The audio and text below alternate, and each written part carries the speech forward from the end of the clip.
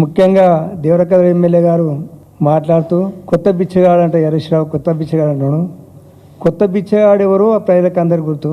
హరీష్ రావు గారు irrigation minister ఉండకం మా పాలమూరు జిల్లాకు అదృష్టం. ఎందుకంటే ముఖ్యంగా పాలమూరుకు రంగారెడ్డి జిల్లాకు నీళ్ళు ఇవ్వాలనే ఉద్దేశంతో మాజీ ముఖ్యమంత్రి గారు కేసీఆర్ ఆలోచన చేసి పాలమూరు రంగారెడ్డిని ప్రాజెక్టు పేరు పెట్టి మొత్తం 6 రిజర్వాయర్లు 6 5 కంప్లీట్ చేశారు. నాదపూరు, ఏదుల, ఒట్టెం, అదేవిధంగా కర్వెన, ఉదండపూరు 80% పైన పనులు పూర్తయినాయి. కాలువలకు కూడా గత ఎలక్షన్ కన్నా ముందు 5,200 కోట్లు మంజూరు చేశారు కాలువలకు కూడా. అవి కాలువలు కంప్లీట్ చేస్తే ఎన్ని లక్షల ఎకరాల వరకు ఆ పని చేస్తలేరు.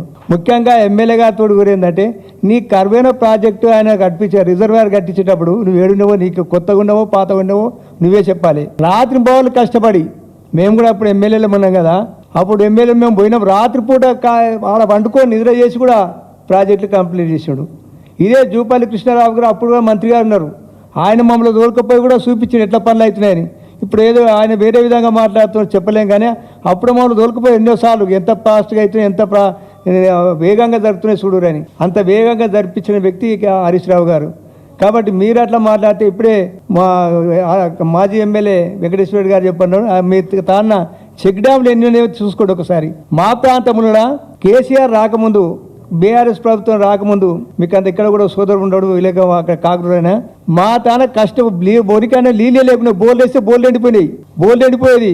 కరెంటు లేక నానా అవసరం పడ్డా మా కాంగ్రెస్ గవర్నమెంట్లో అది చెప్పనికి రాదు. ఆ విధంగా కాకుండా ఒకటి ఏంటంటే ఇరిగేషన్ మీద మాట్లాడుతున్నాం.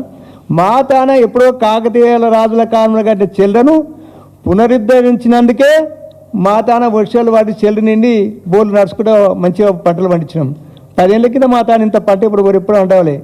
కేసీఆర్ వచ్చిన తర్వాత ఇవన్నీ చెల్లర మరమ్మతులు, దాని తగ్గట్టు కరెంటు అవన్నీ ఇచ్చేపట్టుకునే రైతులు సంతోషంగా పంట పండించుకోరు. అవన్నీ మర్చిపోయి మీరు ఒకటే అన్ని అబద్ధాలు ఆడితే పర్ఫెక్ట్ ఉండరు. అబద్ధాలు ఆడి ఎవరు మించి ఉండడు. కానీ అబద్ధాలు ఆడకుండా చేసిన దానికి ఎమ్మెల్యే గారు చెప్పినట్టు చేసినట్టు మేము చేసిన టెంకాయలు కొడతారు. విచిత్రం అంటే మేము చేసినట్టు మేమే చేసామో టెంకాయలు కొడతారు. అట్లా కాకుండా మీరు చేయండి, ఇంకా అభివృద్ధి చేయండి. ముఖ్యమంత్రి కూడా పాలమూరు జిల్లా ఆయన ఉన్నాడు కదా, వాడిని కూడా వాళ్ళ సహకారం తీసుకొని ఎక్కువ చేయండి. ఇప్పుడు 6 రిజర్వాయర్లు 5 కంప్లీట్ అయింది. ఒక్కటి మా లక్ష్మీదేవపల్లి ఉండదు, అది 9 ఏళ్ళ 5 రిజర్వాయర్లు కట్టినాం. ఇప్పుడు 18 ఏళ్ళు అవుతుంది కదా, ఇప్పుడు లక్ష్మీదేవపల్లి ఒకటే రిజర్వాయర్ ఉండదు, అది కంప్లీట్ చేసి ఇల్లు అండి. కాబట్టి పని చేయండి, కానీ పనికి మాలిన మాటలు అబద్ధాల మాటలు మాట్లాడకూడదని వాళ్ళకి విజ్ఞప్తి చేస్తున్నాం.